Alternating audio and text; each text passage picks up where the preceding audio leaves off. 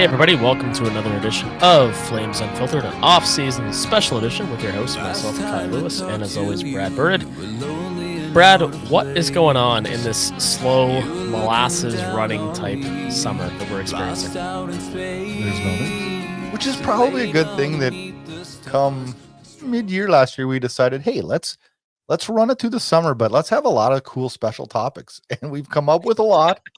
And thank goodness we did. We've had little choice in the matter. Very little choice. Been a savior on this one. So that's good. And today we got a fun one. This is one that you brought to me not too long ago. And I definitely put it on the ledger as a special episode for the summer. And I'm pumped to do it. So, yeah. So I got the inspiration a little while ago, and I don't entirely know where it came from, but somehow, some way, I found myself watching YouTube and watching a clip. It's a rabbit hole, right? Anybody watching YouTube, you see the look on Brad's face. Like, I got to talk to you about it when you keep going, and then I'm going to tell you what happened to you with YouTube this year. All right, so I'll tell the preface to this whole episode first. So the idea of individual like great seasons came through some link chasing on YouTube, reminiscing about a Flames game I was at, and then watching a certain player in the season he had, and it's like, holy shit, this is a cool idea for an episode, because we all have certain memories of players who just had monster seasons with their favorite team. So before I delve into my first Flame who had a monster season, Brad, what did I just inspire you to say? Well, when the season ends, usually, I always say to myself, like, I watch a lot less TV in the summer because it's late. It's dark. It's light out late at night, and I mean, where I'm living, it doesn't get dark until about 10 o'clock at night, and so like same here. You're up. I mean, you just it's hard to go to bed early, and you're up, and you're not inside the house watching TV like you are on the cold winter nights. So I'm always like, what am I gonna watch when hockey season ends? In some years, I've picked like Netflix, different series or something, and this year when it ended, I was asking the guys at work, I'm like, hey, you got any ideas? Nobody said anything.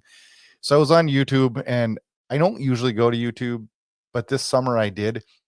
And I have watched so many unbelievable things. And one thing that I'm kind of stuck on right now, and I kind of got to get off of it because it's a rabbit hole I'm never going to, I'm not gaining a whole lot of it, but some entertainment is a series called Chasing Cardboard, where this guy goes around and buys like giant estates of sports cards collections. It's kind of like American Pickers / Pawn Stars, but with sports cards and sports memorabilia. And it's been cool. It's been really cool. There's been some good hockey ones, and I went down that rabbit hole, but I've also watched some really good documentaries.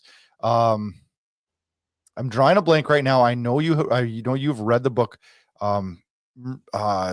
Finding Murph, or what's is that? Did I nail the book right? Did I get it right? It's Finding Murph by Rick Westhead. Yep. I watched that documentary on YouTube. Very, very good. And I've watched the Bobby Ryan documentary on YouTube this summer. There's just a ton, and it's a rabbit hole that if you go down it, I can see what you would come up with this great topic, because there's a lot of fun stuff, man. Yeah, I mean, and that's kind of it. I mean, and that's what makes this really interesting. To preface a little bit further, it's that every single one of us that watches pro sports, we all have very particular memories of a player at a given point that stood out to us in a big, big way. Typically, as a youth, as an adolescent, where it's like, man, this guy is it, right? And to be fair to our listeners, like you and I, as we often do, we don't over prepare for our shows. We come up with a concept. We might rattle off one or two ideas, and then it's just we completely, it's totally improv, right? So I don't know what you have in mind. You don't know what I have in mind. Nope.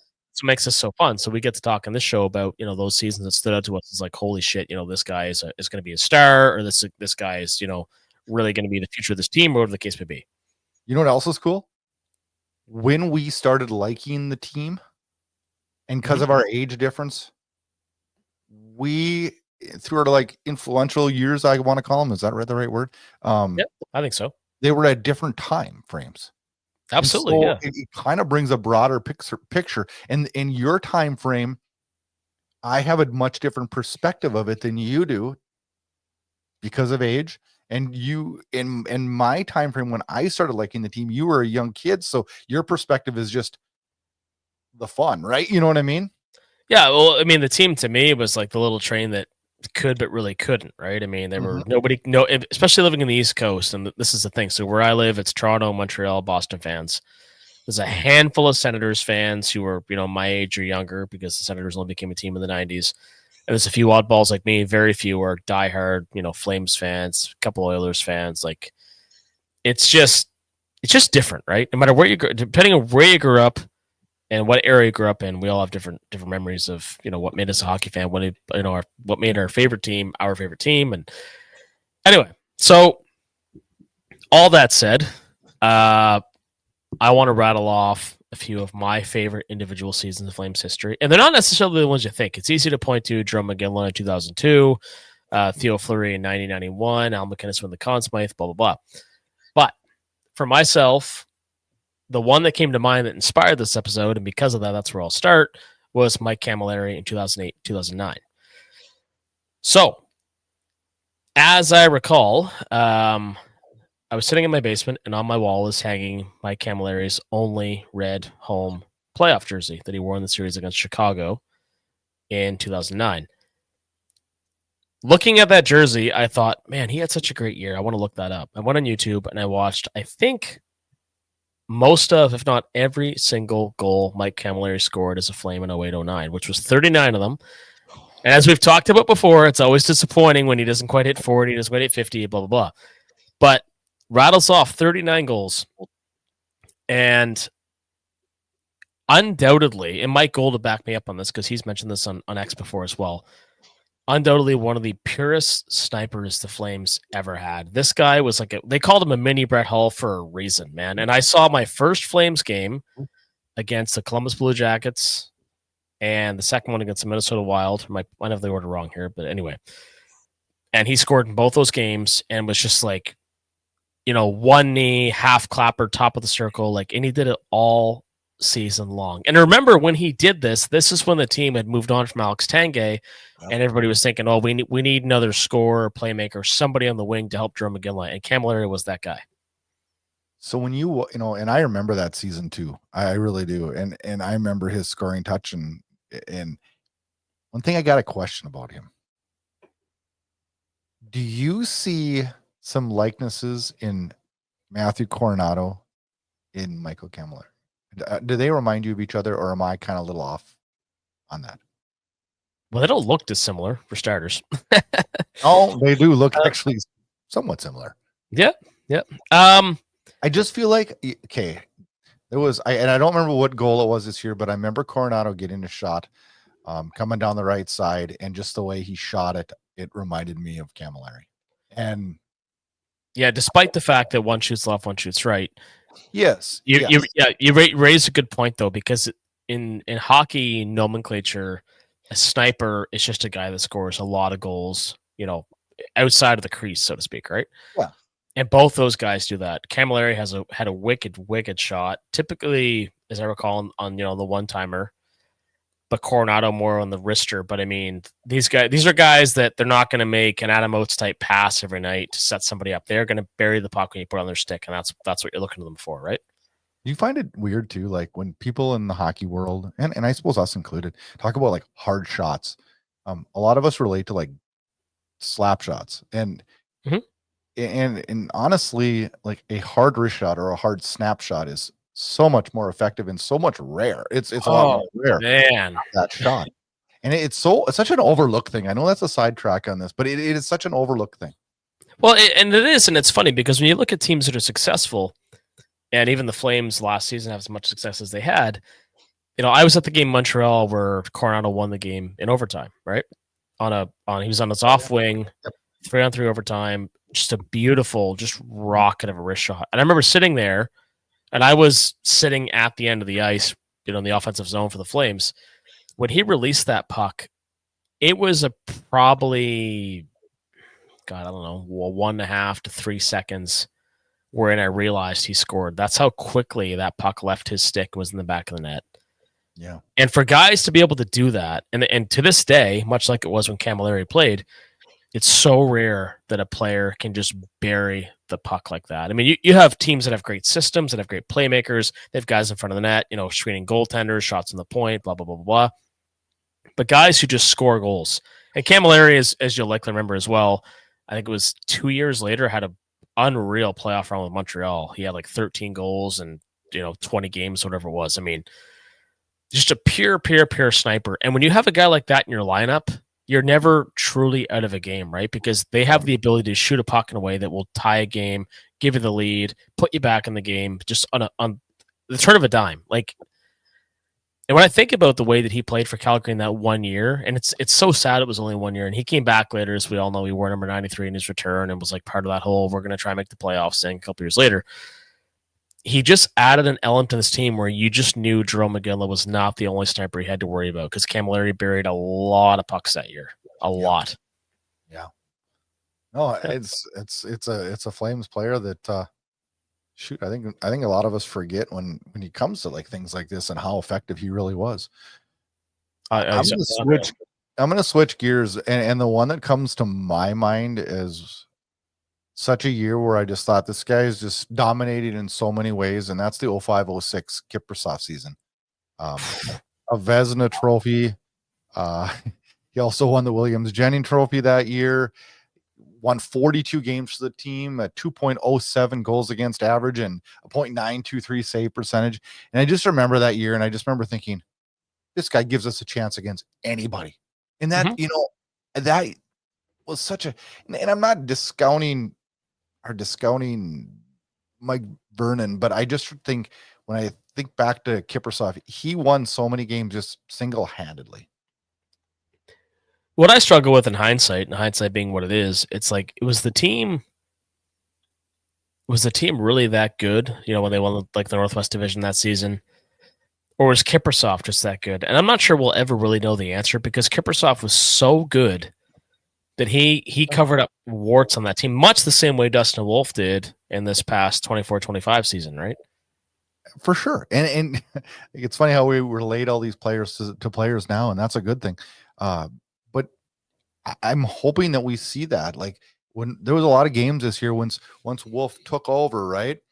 And took that spot as the starter. And you know what? And credit to Dan Vladar too. There wasn't any night this year where I was just like, oh no. Yeah. Right? Or was there nights where you were just like, oh no, I worry about our goaltending? I didn't at all worry about our goaltending ever this year. I didn't. No, and I don't think that I did either. The only time I felt kind of shaken, I was at that game as well, was the St. Patty's Day game against the Leafs, where Wolf was not at his best. He did have a night that night. He did. He did. But in his defense, to say that Wolf wasn't Wolf in a game means he didn't make every otherworldly save he could possibly make. An off night for Dustin Wolf is a lot of goaltenders' best nights.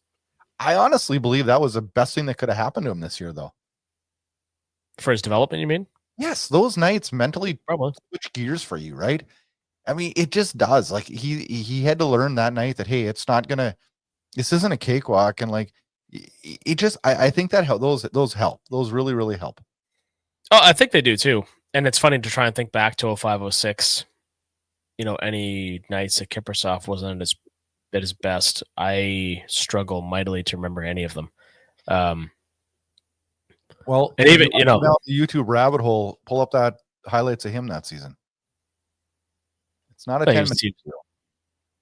No, yeah, I'm sure it isn't. I mean, and I think about my conversation with Darren McCarty back in May about how that Flames team should have beat the Ducks in the first round that year. Like, how good that team was, and a lot of it. I don't want to say most of it, but because they had a shutdown defender in Regier, McGinley was still a superstar. But ultimately, Mika Kiprusoff was on a completely other. Just another planet, a different level. Nobody could touch him. I don't care if people want to talk about, Martin Burud or even Dominic Hasek at the time. Like, these players that were, era-defining Hall of Fame goaltenders. In the 05-06 season, Mika Kiprusoff was completely and utterly untouchable. And there's no argument to be made otherwise that I'm aware of anyway. So good call on that one. I want to go again if I can, and then we're going to switch gears and you can do a couple. You mentioned this one earlier, and this kind of brings us back to another era. Mhm. That Al MacInnis season was the first time that I remember. Like, see, I'm too young. I can't believe I'm saying. I've never said that on the podcast. I'm too young, but I'm too young to remember like the Bobby Orr, his defensive, like, take control. Like, but this was the first time that I was like, a defenseman was controlling situations and controlling games, and not only putting up, crazy points. I believe that year he put up 103 points. Yeah. But he was not just he also was 103 points good on the defensive side of the puck too, right?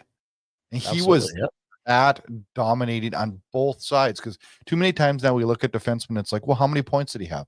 It's like, well, yeah, but did he get walked all the time? Did he, was it pizzas up the middle? You didn't get that from MacInnis, and he also put the puck in the net, and what he did to lift this team in the Stanley Cup Finals and was rewarded with a Conn Smythe Trophy was crazy, right? I mean, it's just crazy. Sure, wild to think about. Mm-hmm. So the pride of Inverness, Nova Scotia, Cape Breton.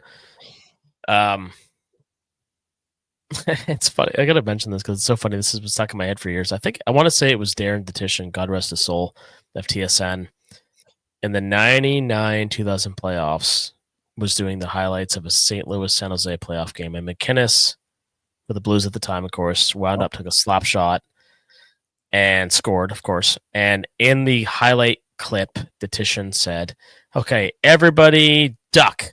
And you can see when MacInnis shoots the puck, everybody is just getting the hell out of the way, right? Really? Well, and what's the scary part of this? He did it with a wood stick.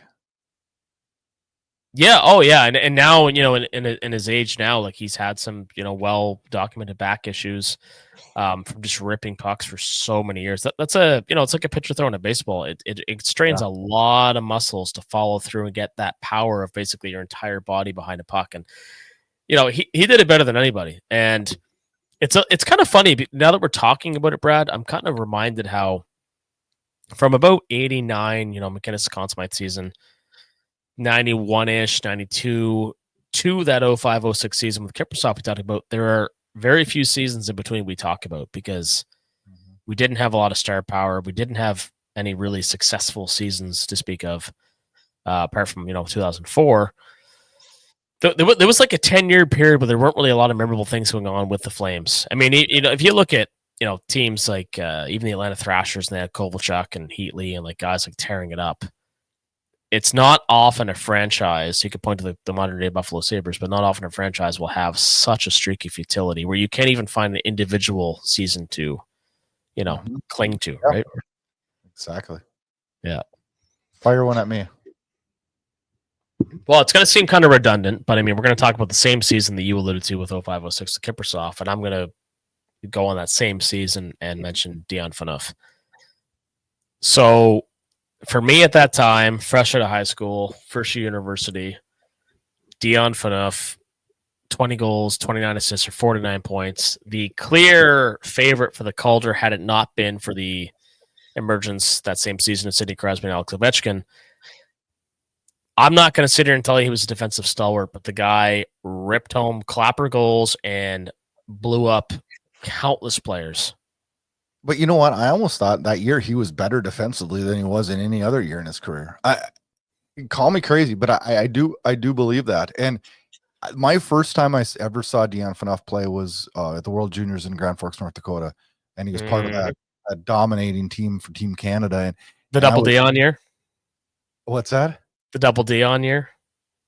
Pierre McGuire with the double Dion call. Remember that? Yeah, I do now that you said that. I was there live. I didn't, and back then I couldn't salvage the Canadian broadcasts, but I was there live. I now that you do say that, it does come to me and seeing some highlights of that. But Dion Phaneuf was.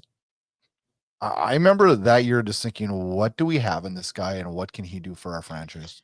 Do you know why, in my opinion? Let's go a little bit off the board here in terms of what made these seasons so successful. The reason I think that you think Dion Phaneuf was so successful that rookie season, I got 2 words for you.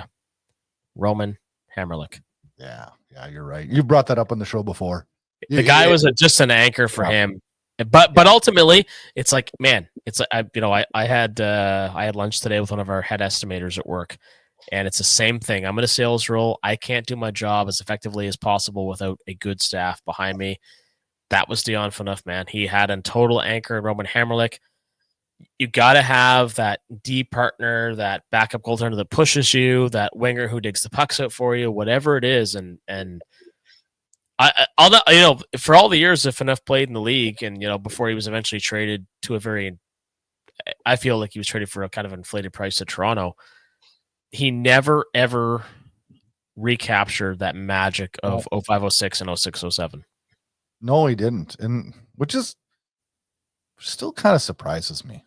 But you're right, he didn't. And But while you say that, and I agree with you, because it is kind of surprising, but ultimately, how sustainable is that style of play? Ripping pucks home, throwing the body constantly, fighting constantly. Like, he came in hot.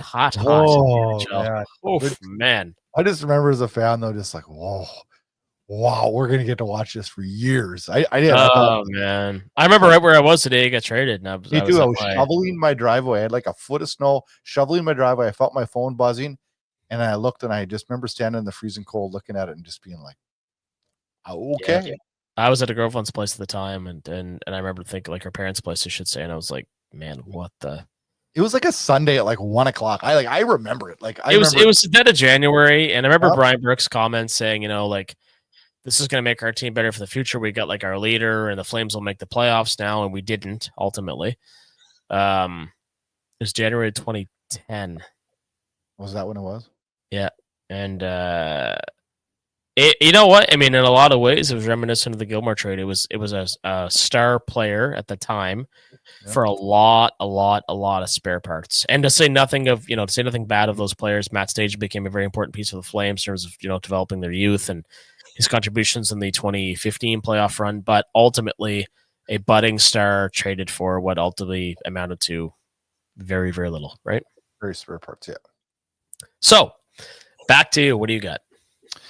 I'm going to stick on the defenseman, and the reason I'm going to talk about this season is because this one, to me, and maybe I'm wrong, and maybe this one came out of left field for me. I did not expect this season from him, but in 2018-19, Marc Giordano and his Norris Trophy as the league's best defenseman, 74 points. Real. A plus 39. Like, did anybody in Calgary? I mean, I don't think anybody in Calgary, and I sure as hell would put money on nobody out of Calgary had him even on the top 5 for the Norris Trophy preseason in the betting lines. I bet you could have walked away a rich man. We didn't see this coming. Now, we all knew that Marc Giordano was a great player and a good defenseman. This just took it to a new level. Time. Big time. I might even, let's see if I have a photo here, because there it is. If our YouTube viewers can see this, but there it is. That is the Giordano signed 2019 Norris Trophy jersey that I got at auction and was able to take a photo with Marc Giordano with back in May. But yeah, to your point, you're absolutely right. Giordano, I think we can both agree that he would have won the Norris Trophy in 2015 had it not been for the torn bicep injury with Steve Bernier against the New Jersey Devils. He was well on his way to winning that Norris, but to come back 4 years later and win the Norris. And that's the big thing that made me so surprised, is because he was at the peak there, was injured with a pretty severe and difficult injury. And for him, not just like 2 years later, but 4 years later, when he was, I mean, I can't remember about how old he was in 18, 19, but he wasn't the young defenseman. He was 37, I think, wasn't he? Yeah. So he was up there, right? So, I mean, gosh, like what a season from a guy like him. And he's not the only one in that 18-19 season we can overlook, as Johnny Gaudreau, that was his 99-point season too, with 36 goals, I believe it was. And it just crazy, right? What a season. Oh, I mean, for a guy that was never drafted, for a guy that, was considered to be getting long in the tooth, but still effective. But like he was not supposed to win a Norris Trophy, and General sure if he did it, which was testament to his work ethic and his conditioning. And a lot has been made of his conditioning over the years. But I mean, yeah, it's kind of sad in a sense when you look back on it that because the emergence of guys like Gaudreau and Kachuk, excuse me, that Giordano didn't, in hindsight, get quite the accolades he deserved. I mean, winning the Norris is a huge, huge, huge honor. And he didn't just do it because of his offensive or 74 points is a lot, but I mean, he was all over the ice. How many other Flames players have won the Norris? I am I losing my mind, but I can't think of any. No, I don't think so. Gary Suter won the Calder as defenseman. Yeah. MacInnis won the Conn Smythe, as we talked about, but I don't believe there was a. He was the first Flame to do so. Yeah, you're right. Yeah.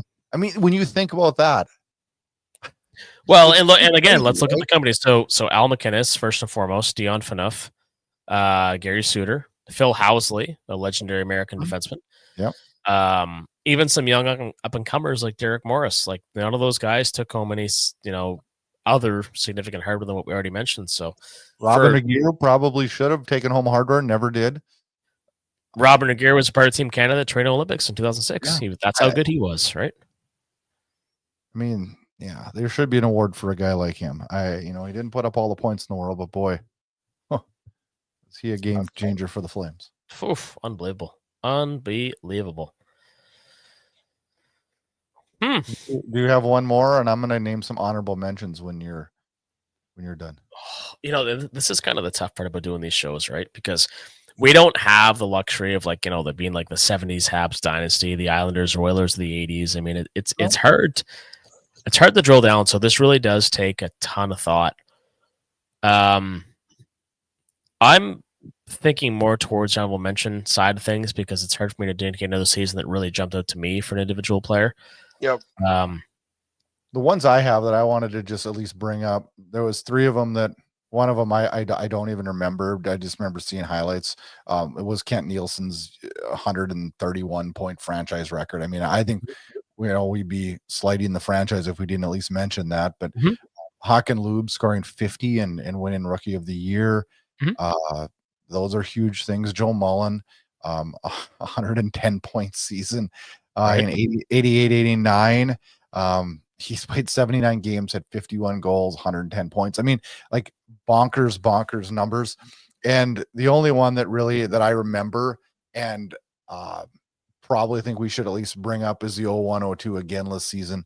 I mean, all the awards you can possibly win were won by Iginla that year with the Art Ross Trophy and the Ted Lindsay Award.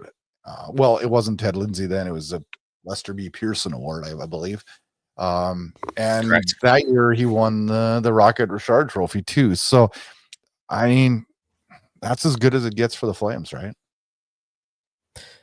Yeah, and I think the honorable mention in terms of players who these are never going to be like renowned seasons league wide, but I mean.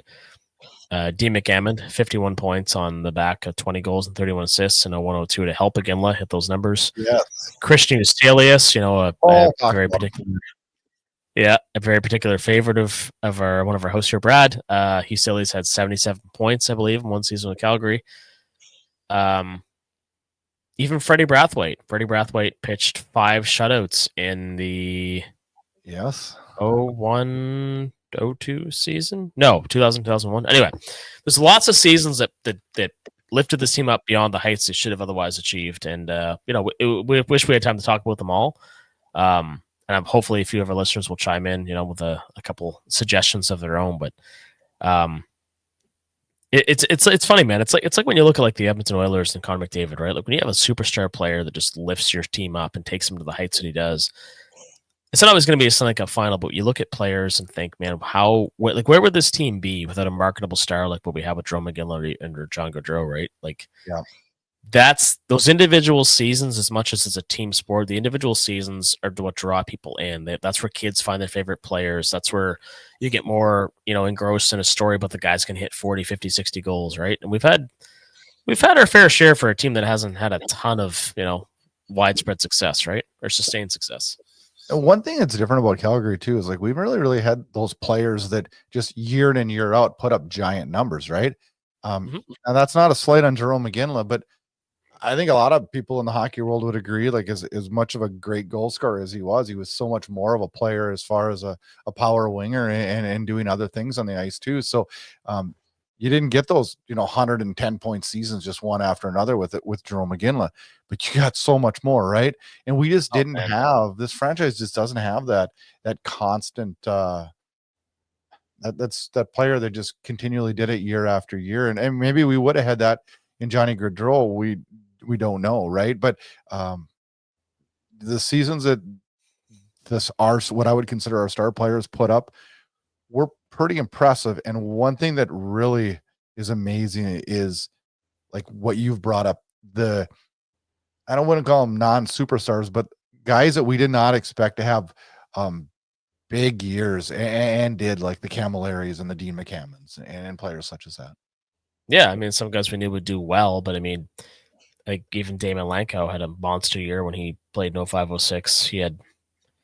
He went from 59. I remember the numbers so well. I think anyway, 59 points in that first 05-06 season to 06-07, where he put up like 77. I mean, there's guys that came in, played above their heads a bit. They weren't going to be 100-point players. Even Elias Lindholm in 21-22, right? Yeah. 80, we're 80 reaping some the rewards points. of that. Yeah, I mean, those guys translated those into success and paydays elsewhere, and good for them, But I think we're reaping the rewards on that one too, because we were able to move them for pieces that, I mean, oh yeah, pretty good 100%. right now, right? Anytime you can if you can parlay a trade into 2 or 3 trades that keep you, above water, like trading Adam Fox to get Lindholm as part of that deal, then Lindholm to get a piece like Brustevich. I mean, you're doing good things, and that's kind of what it comes down to. If you're not drafting well, if you're not trading well, if you're in a smaller market, it's really hard to constantly manufacture players that are impact players. And we've had a lot of pretty good players who've had monster seasons. My favorite memory, I'll close, my piece in this by saying, when the Flames first acquired Alex Tanguay. Yeah. I remember a buddy of mine texted me. I was living at my parents' house at the time. He texted me on the Saturday. I think it was the draft day. He said, "Have fun with Tanguay." I'm like, "What the hell are you talking about, Tanguay?" I'm like, "Oh my God, the Flames acquired Alex Tanguay." And he went on to have 81 points, I want to say, with playing alongside Iginla. Yeah. That was a phenomenal season. Yeah. I mean, that's exactly what we need someone to do this year, is step up like that, and maybe why do you do that? Yeah, why do you think the team retreaded guys like Camilleri and Tanguay and Jokinen and brought them all back to try them again? Because they had significant success here. And for those of us who grew up watching those teams, that's not lost on us, right? No, you're right. You're right. It's funny. We've had a fair share of and we forget, this organization has had to kind of make their stars out of low picks, with Gaudreau panning out. I believe he's a 7th rounder, right? Theo Fleury was Gaudreau was 4th. Fleury was a late pick too, and I mean, super late. 7th, I believe, right? Those are good, prominent players for this organization that we picked in late rounds, and that's amazing, and a credit to that, and honestly, a credit to a scouting staff that me and you've been super critical of, and the whole fan base has, and rightfully so. But it's fun, and it's fun to think of the Camillaries and the Giordano seasons and stuff like that. But a great topic, and hell of an idea, Kyle. I liked it. I looked forward to doing this one. Sometimes it just the inspiration hits you, right? That's what doom scrolling on your phone will do. All right, Flames fans, thanks for joining us on this summer off-season edition as we slog through this uneventful, no news NHL season. And you know what? I'll probably say this, and now tonight somebody will get moved, just so I can sound like an idiot, because that happens quite frequently as soon as we record something like this. But I don't know. It's been fun doing these special episodes, and it's got us through some quiet times this summer. But it's also sparked a lot of conversations and thoughts about the history of the Flames, and how really good some of these memories are for both of us. No, exactly. And as we feel more memories to be made, I mean, we could talk about Dustin Wolf's season this past year as an example of that. So stay tuned. We'll keep the fun content coming, and we're always open to suggestions too. All right, friends, have a good week.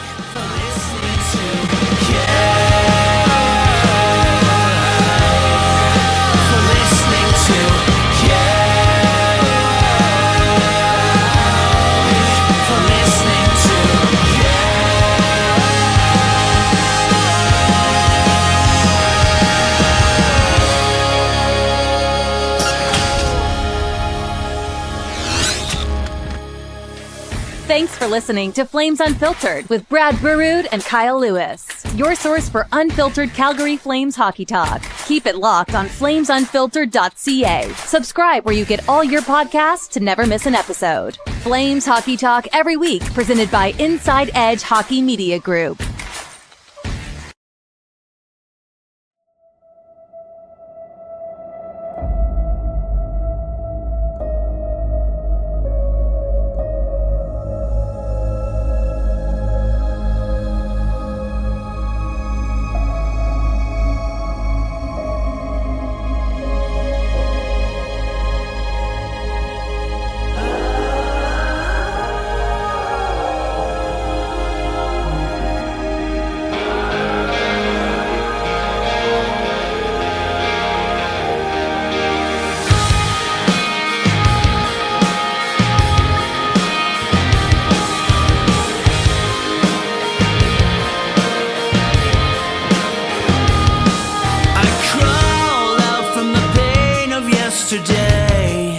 I crawled to you and I said all the things that you said to say.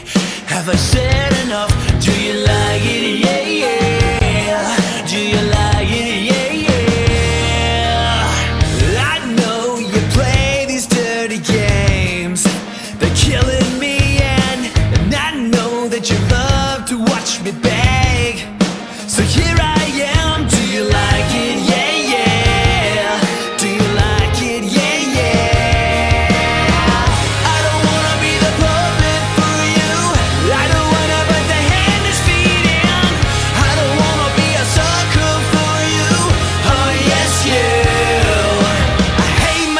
For begging, I hate myself for staying, I hate myself for listening to you.